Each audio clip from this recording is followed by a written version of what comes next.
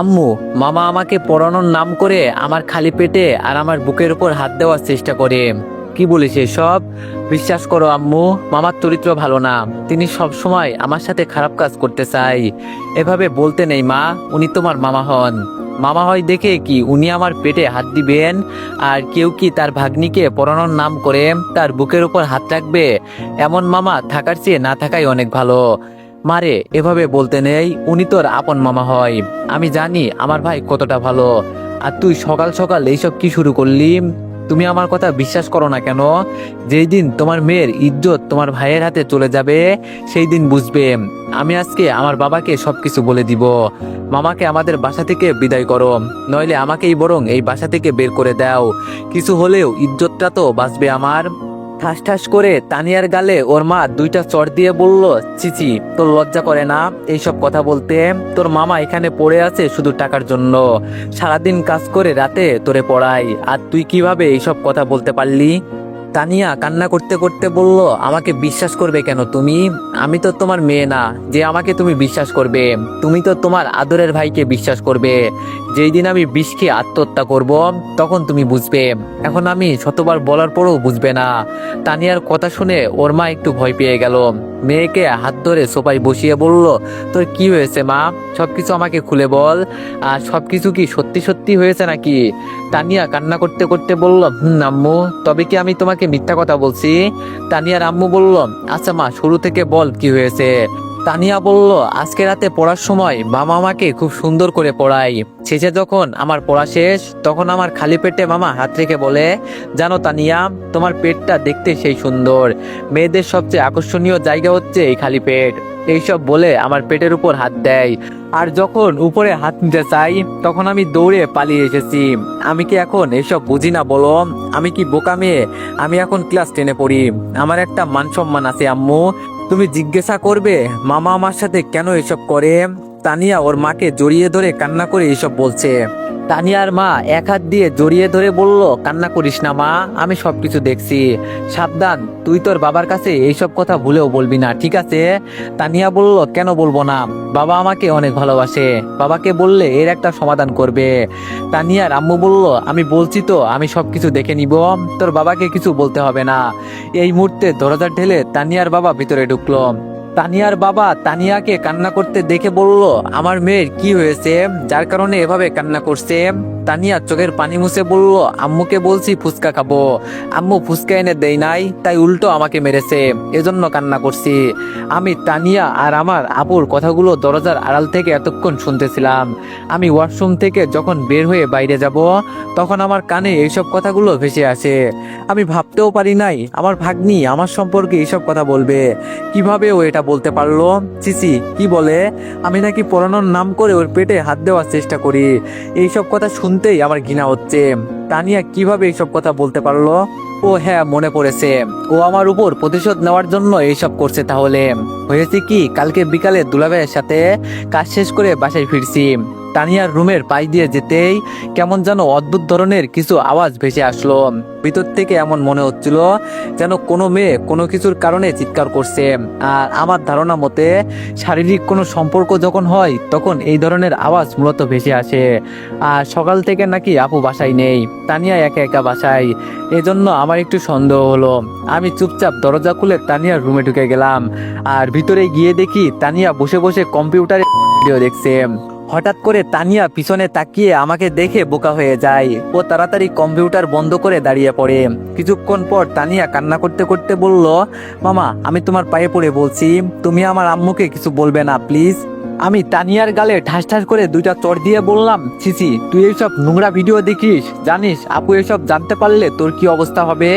তানিয়া আমার পায়ের কাছে পড়ে আমাকে বলল, ভুল হয়ে গেছে মামা, আমি আর এইসব দেখবো না। আমি আমার আম্মুর কসম খেয়ে বলছি, আমি আর এইসব দেখবো না। আমাকে তুমি মাফ করে দাও প্লিজ, তুমি আম্মুকে কিছু বলবে না, ভুল হয়ে গেছে আমার। আমি তানিয়াকে তুলে ওর চেয়ারে বসিয়ে ওর চোখের পানি মুছে বললাম, এইসব দেখলে তোর কি কোনো লাভ হবে বল? বরং তোর আরো বেশি ক্ষতি হবে।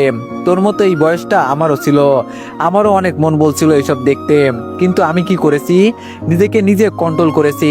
তোরও নিজেকে কন্ট্রোল করতে হবে। যখন এইসব কথা মনে হবে তখন এটা চিন্তা করবি। আজকে আমার বাসায় কেউ নেই, আমি এইসব দেখছি, কিন্তু উপরে তো একজন আছে, তিনি সবকিছু দেখছেন। আর তুই তো জানিস মৃত্যুর স্বাদ সবাইকে গ্রহণ করতে হবে, আর সেই দিন তোর কোনো কিছুই গোপন থাকবে না। এইসব আর দেখিস না, তোর ব্রেনের সমস্যা হবে এইসব দেখলে। মনে থাকবে তো আমি কি বলছি? তানিয়া বলে মাথা নিচু করে আছে। আমি তানিয়ার কম্পিউটারের সামনে বসে বললাম পাসওয়ার্ড দে। তানিয়া বলল, মামা আমি ডিলিট করে দিব, কোনো সমস্যা নেই। আমি আবার বললাম তোরে বলছি পাসওয়ার্ড দিতে, কিন্তু তানিয়া কোনোভাবেই আমাকে পাসওয়ার্ড দিতে রাজি নয়। শেষে উপায় না পেয়ে ঠাসিয়ে ওর গালে 2টা থাপ্পড় দিলাম, আরও কান্না করতে করতে কম্পিউটারের পাসওয়ার্ড দিয়ে দিল। ভিডিওগুলো ডিলিট করতেই দেখি তানিয়াকে অনেক ছেলে মেসেজ করেছে। মেসেজগুলো কেমন যেন অশ্লীল ভাষায় লেখা। আমি দাঁড়িয়ে বললাম, দাঁড়া, আজকে শুধু আপু আসুক, আমি সব কিছু বলছি। তোর এত বড় সাহস কিভাবে হয় এসব করতে? তোর কলিজা দিন দিন বেড়ে যাচ্ছে। ভাবছিলি কেউ কিছু বলছে না দেখে তুই এইসব করবি? দাঁড়া, আজকে শুধু আপু আসুক। এই কথা বলে আমি আবার রুমে চলে গেলাম। আজকে পরিশ্রমটা একটু বেশিই করে ফেলেছি, শরীর অতিরিক্ত দুর্বল হয়ে গেছে, এজন্য হাত মুখ ধুয়ে ঘুমিয়ে গেলাম। আর সকালে উঠতেই এইসব শুনলাম। আমি ভাবতেও পারি নাই তানিয়া বানিয়ে বানিয়ে আমার সম্পর্কে এতগুলো মিথ্যা কথা বলবে। রাতে কিছু খাই নাই, এজন্য শরীরে শক্তি কমে গেছে। কি করব এখন বুঝতে পারছি না। আপুর বাসায় 3 বছর ধরে পড়ে আছি। দুলাভাইয়ের সাথে দোকানে কাজ করি, বিনিময়ে আপু বাবাকে টাকা দেয়, কিন্তু কত করে দেয় আমাকে এসব বলে না। আমাকে শুধু মাস শেষে 500 টাকা দেয় হাত খরচের। গরিব ঘরে জন্ম নিয়েছি, কষ্ট তো করতেই হবে, এজন্য সব সময় মাথা নিচু করে চলি। বাবা একা সংসার সামলাতে পারে না, এজন্য আমি কাজ করি।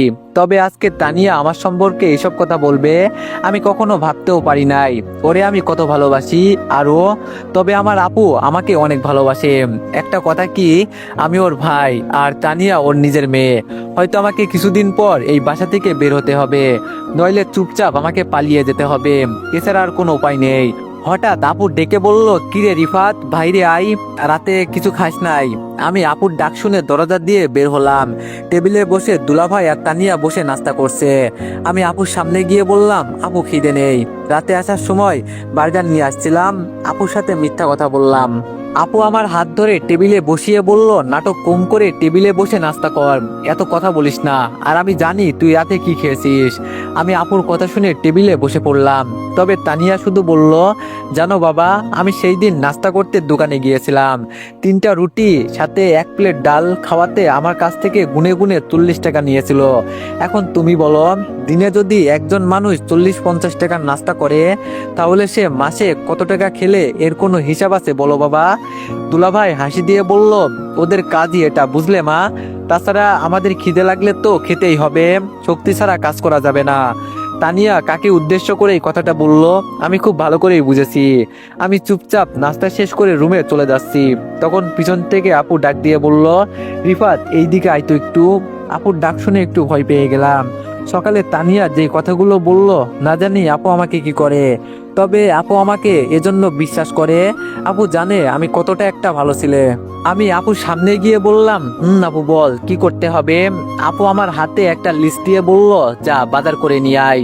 তানিয়া টেবিল থেকে উঠে আপুর হাত থেকে টাকাগুলো নিয়ে বলল, দাও তো আম্মু টাকাগুলো আমাকে, আমি গুনে দেখি এখানে কত টাকা আছে।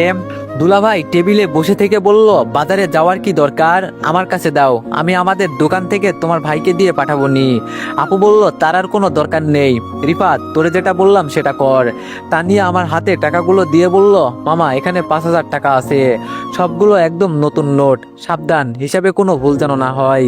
দুলাভাই বলল, আরে আম্মু, মামার সাথে কেউ এভাবে কথা বলে?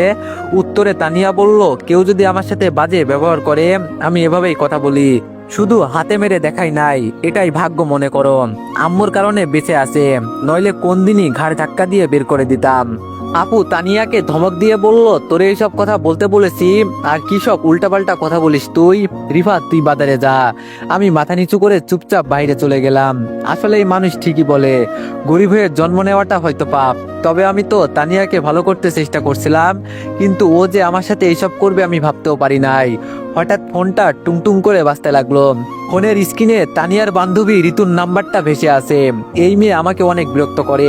ঋতু আমার ভাগ্নির বান্ধবী, ওকে কিভাবে বলি আমি ওকে অনেক পছন্দ করি, তবে মেয়েটা ভালোই সুন্দর আছে, কিন্তু আমি ওকে শুধু বলি তুমি আমার ছোট বোনের মতো।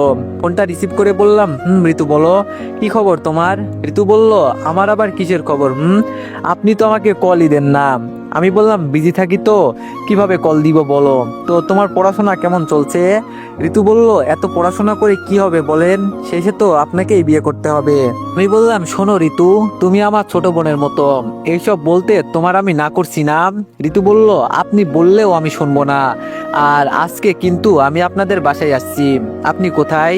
আমি বললাম, ফোন রাখো, আমার কাজ আছে, বাই। ঋতু বলল, আরে আরে শোনেন শোনেন। আমি বললাম, বলো। ঋতু বলল, লাভ ইউ। আমি বললাম, ধুর রাখো তো, উল্টাপাল্টা কথা আরেকবার বললে তোমার ফোন নাম্বার ব্লক করে দিব। কল কেটে দিয়ে চিন্তা করছি, আমি কি আরেকবার আমার ভাগ্নিকে বুঝিয়ে দেখবো নাকি? ও হয়তো ছোট মানুষ, ভুল তো হতেই পারে। দেখি আরেকবার বুঝিয়ে।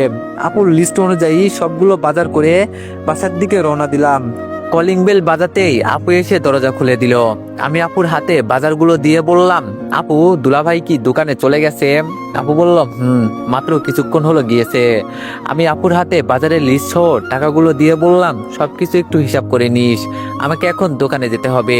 ভাইয়া ভালো আছেন? পিছনে তাকিয়ে দেখি তানিয়ার বান্ধবী ঋতু এসেছে। আমি বললাম, ভালো, তুমি ভালো আছো? ঋতু বলল, আমি আবার কিভাবে ভালো থাকি বলেন, আপনি তো আর আমার খোঁজ খবর নেন না। আমি বললাম, তোমার সাথে এত কথা বলার মতো সময় আমার নেই, আমাকে এখন দোকানে যেতে হবে, তুমি থাকো। ঋতু বলল, 5 মিনিট আপনার সাথে কিছু কথা ছিল। আমি বললাম, তাড়াতাড়ি বলো। ঋতু বলল, আপনার যদি করার এত ইচ্ছে থাকে আমাকে বলতেন, আমি কি আপনাকে খুশি করতাম না? সারা রাত ভিডিও দেখে কি মজা পান, এর থেকে আমাকে বললে আমি আপনাকে অনেক খুশি করতাম। আমি তো সব সময় আপনার জন্য তৈরি আছি। আমি বললাম, এই মেয়ে, তোমার মাথা খারাপ হয়ে গেছে? কি সব উল্টাপাল্টা কথা বলছো? ঠাসিয়ে কি গালের মাঝে 2টা চড় দিতে হবে? মাথাটা কি গেছে নাকি তোমার? ঋতু ঠোঁটে কামড় দিয়ে বলল, রুমে আসেন, খেলা দেখাই। আমি রাগে চোখ লাল করে বললাম, আর একবার যদি তুমি আমার সামনে পড়ো তাহলে তোমার খবর আছে। কেন মামা, ওকে তুমি কি করবে? মারবে নাকি তুমি? আরো মিথ্যা কি বলেছে? আপনি তো সারা রাত বসে বসে ভিডিও দেখেন, আমরা বললেই দোষ। আর ঋতু ভুল কি বলেছে? ও আপনাকে ভালো পথে আনতে চাই, আপনি তো দিন দিন খারাপ হয়ে যাচ্ছেন। ও তো আপনাকে পছন্দ করে, আপনাকে খুশি করার জন্য এইসব করতেই পারে। আমি তানিয়ার দিকে তাকিয়ে বললাম, তোমাকে আমার ভাগ্নি বলতেও ঘৃণা হচ্ছে জানো। আমার সম্পর্কে এতগুলো মিথ্যা কথা বলতে পারলে তুমি? সিসি, আমি চাইছিলাম তোমাকে ভালো করতে, কিন্তু তুমি। দূর, আমি কাকে কি বলছি। আমি আর কিছু না বলে দরজা দিয়ে বের হতে লাগলাম। পেছন থেকে ঋতু ডাক দিয়ে বলল, আসার সময় 1 প্যাকেট নিয়ে আসবেন আমাদের সেফটির জন্য। আমি এইসব কথা কানে না দিয়ে দরজা দিয়ে বের হয়ে গেলাম। আমি সবকিছু বুঝতে পারছি। ঋতুকে আমার সম্পর্কে তানিয়া উল্টাপাল্টা কথা বুঝিয়েছে। কি যে আমি করব এখন এটাই বুঝতে পারছি না। আজকে রাগের জন্য কিছু খেয়েও আসতে পারি নাই, তবে আজকে সকাল সকাল দোকানে চলে গেলাম। দুলাভাই আমাকে দেখেই বুঝে গেছে আজকে যে আমি কিছুই খাই নাই। কাজ করতে করতে হঠাৎ দুলাভাই প্রশ্ন করলো, তা রিফাত, তুমি না সেনাবাহিনীতে আবেদন করেছিলে, তো কি হলো বললে না তো? আমি বললাম, এই তো দুলাভাই, সামনে মাঠ আছে, দোয়া করিয়েন। দুলাভাই বলল, ও আচ্ছা রিফাত, তুমি বরং আজকে চলে যাও, আজকে তো এত বেশি চাপ নেই, আমি সামলে নিতে পারবো। আমি বললাম, শরীরটা আজকে একটু খারাপ লাগছে, তাহলে গেলাম আমি দুলাভাইকে বলে আমি দোকান থেকে বের হয়ে গেলাম। বাসার দিকে যেতে যেতে প্রায় অনেকটাই সময় চলে গেছে। দরজার কাছে যেতেই শুনি ভিতর থেকে ঋতু বলছে, জানেন আন্টি, আপনার ভাইয়ের সাথে আমার 1 বছরের সম্পর্ক। এই 1 বছরে ওর সাথে এমন কোনো কাজ নাই যে আমি করি নাই। আপনার মনে আছে আন্টি, রিফাত বাড়ি যাবে বলে 2 দিন ছুটি নিয়েছিল, ও বাড়িতে যায় নাই, বরং আমাকে নিয়ে কক্সবাজারে ঘুরতে গিয়েছিল। আমি বলেছিলাম আমাদের বাচ্চা হলে সবাই আমাদের সুন্দর করে মেনে নিবে, কিন্তু ও আমাকে পিল খেতে বলে। দরজার বাইর থেকে এই কথাগুলো শুনে আমি তো একদম বোকা হয়ে গেলাম। এইরকম একটা পিচ্চি মেয়ে এইসব কথা বলতে পারছে? সিসি, না না, অনেক হয়েছে, আর এইসব সহ্য করতে পারবো না। আমি দরজা ঢেলে ভিতরে চলে গেলাম। আমাকে দেখে ঋতু আর তানিয়া চোখ বড় বড় হয়ে গেল। ওরা হয়তো ভাবতেও পারে নাই আমি এত তাড়াতাড়ি বাসায় চলে আসবো। আপুর হাতে ফুচকাগুলো দিয়ে ঋতুকে বললাম, তোমার সাথে আমার 1 বছরের সম্পর্ক না? আমরা এক বিছানায় অনেকদিন ছিলাম না? আমি প্যান্ট থেকে বেল খুলে বললাম, তো এখন রুমে চলো, আজকে এখানেই রুম শেয়ার করব। ঋতুর হাত ধরে বললাম, চলো।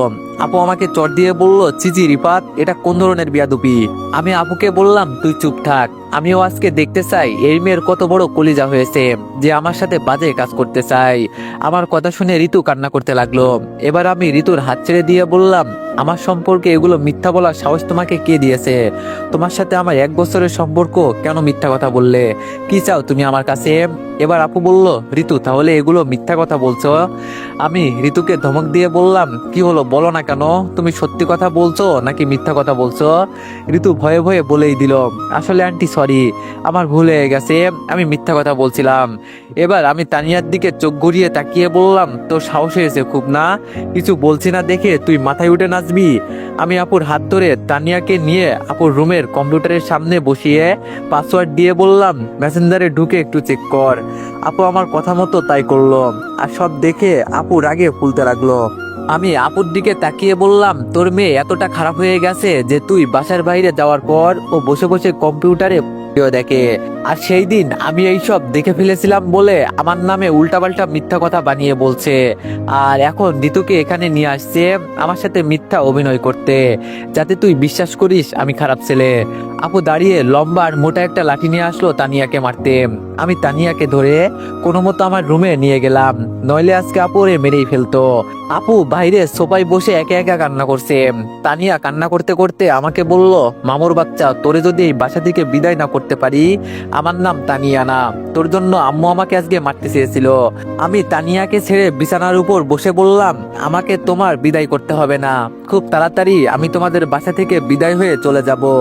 ঋতু, ওকে ওর রুমে নিয়ে যাও। আমি রুম থেকে বের হয়ে আপুর কাছে গেলাম, আপুর পাশে বসে বললাম, এই বয়সে এইসব একটু একটু হয়েই থাকে, বাদ দে। তবে দোষটা তো অন্য কারো নয়, দোষটা হলো তোর। তুই কেন ওকে এভাবে একা একা ছেড়ে দিস? আজকে যদি ওর উপর একটু নজর রাখতি তাহলে আর এইসব হতো না। আমি তো তোরে সবসময় বলি, মেয়েটা হলো তোর, ওর ভালো মন্দ দেখার দায়িত্ব তোর, কিন্তু তুই তো আর আমার কথা শুনিস না। হঠাৎ ঋতু তানিয়াকে নিয়ে এসে আপুকে বলল, আন্টি আমি বরং তানিয়াকে আমার সাথে নিয়ে যাই। আমি ঋতুর দিকে তাকিয়ে বললাম, এই মেয়ে তুমি কোথা থেকে এসেছো? এখানে তোমার দরদ দেখাতে হবে না। আর তানিয়া, তুই তোর রুমে যা, আর তুমি এখানে আসো। তানিয়া কান্না করতে করতে ওর রুমে চলে গেল। ঋতু আমার কাছে দাঁড়িয়ে বলল, আমি বাসায় চলে যাই ভাইয়া। আমি ঋতুর দিকে তাকিয়ে বললাম, আর যদি আমি তোমার আশেপাশে তানিয়াকে দেখি তাহলে তোমার খবর আছে। ঋতু কান্না করতে করতে বলল, আমার এখানে কোনো দোষ নাই ভাইয়া, আমাকে তানিয়া এসব করতে বলেছে। আপু দাঁড়িয়ে আমাকে বলল, তুই আমাদের মা মেয়ের মাঝে আসবি না একদম, আজকে করে আমি খাইছি। আমি তাড়াতাড়ি দুলাভাইকে কল দিয়ে বললাম, আপনি তাড়াতাড়ি বাসায় আসেন, নইলে আপনি আর আপনার মেয়েকে ফেরত পাবেন না। আপু তানিয়ার রুমে গিয়ে দরজা লাগিয়ে দিল। আমি এখন ভালো করেই বুঝতে পারছি আজকে আপু কি করতে পারে। আমার আপু এভাবে ভালো ঠিকই, কিন্তু ওর রাগ হলে সবকিছু একদম ভেঙে তছনছ করে দেয়। এবার আমি ঋতুর দিকে তাকিয়ে বললাম, আজকে তুমি তোমার বান্ধবীর জন্য অপমানিত হলে না বলো? এমন বান্ধবী রেখে লাভ আছে বলো? ঋতু উল্টা রেগে গিয়ে বলল, ওই মিয়া, আপনি কোনো কথা বলবেন না, আপনার জন্য আজকে এইসব হয়েছে, আপনাকে আমার দেখার আছে। আমি বললাম, ও মা তাই নাকি? তা কি করবে, আমাকে মারবে নাকি আমাকে বিয়ে করবে? ঋতু বলল, আপনাকে তো আমি ছাড়বো না। আমি ঋতুর হাত ধরে নিচে বসিয়ে বললাম, এখানে তো কেউ নেই, আগের কথাগুলো কি সত্যি করে দিব নাকি? হঠাৎ দুলাভাই ভিতরে ঢুকে আমার কাছে এসে বলল, কি হয়েছে রিফাত? আমি বললাম, আগে আপনি আপনার মেয়েকে বাঁচান, গিয়ে দেখেন আপু হয়তো তানিয়াকে মারছে। দুলাভাই দৌড়ে রুমের কাছে ছুটে গেল। আমি এবার ঋতুর দিকে তাকিয়ে দাঁত কামড়ে বললাম, দোকান থেকে কি প্যাকেট নিয়ে আসবো নাকি? না, তার থেকে বরং চলো কক্সবাজারে যাই, ভালো আনন্দ করতে পারবো, কি বলো? ঋতু বলল, এটা কিন্তু আপনার এলাকা না, আমার সাথে পাঙ্গা নিবেন না, নইলে আপনার খুব খারাপ অবস্থা করে দিব। এখানকার চেয়ারম্যানের ছেলে কিন্তু আমার পিছনে ঘোরে। আমি বললাম, ওমা তাই নাকি? তোমার তাহলে এত পাওয়ার, আর আমি এটাই জানি না। আমি ঋতুর ঠোঁট ধরে আমার ঠোঁটে লাগিয়ে দিলাম, হালকা করে একটা কিস করলাম ওকে। কিছুক্ষণ পর ওকে ছেড়ে দিয়ে বললাম, আমি তোমার সাথে খারাপ কিছু করতে চাই নাই, কিন্তু তুমি আমাকে এমন কিছু করতে বাধ্য করলে, এখন যা পারো তাই করতে পারো, যাও। ঋতু কান্না করতে করতে বাইরে চলে গেল। মনে মনে বললাম, এই কাজটা কি আমি ঠিক করেছি? হয়তো না। হঠাৎ দেখি আমার ছোট বোন কল করেছে। আমি ফোনটা রিসিভ করতেই বললাম, আপু বলেন। আপু বলল, ভাইয়া আমি না একটা ভুল করে ফেলেছি। আমি বললাম, কি হয়েছে তাই বল।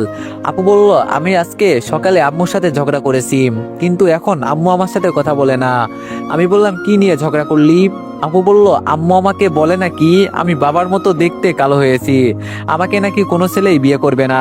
আমি আমার ছোট বোনের মায়ের কথা শুনে হাসতে হাসতে বললাম, এই নিয়ে তোর আম্মুর সাথে ঝগড়া করতে হয়? কি যে বলবো তোরে আমি। ভাই বলল, তুই আমাকে নিয়ে মজা করছিস ভাইয়া। আমি বললাম, আচ্ছা সরি সরি আপু, আর বলবো না, হয়েছে।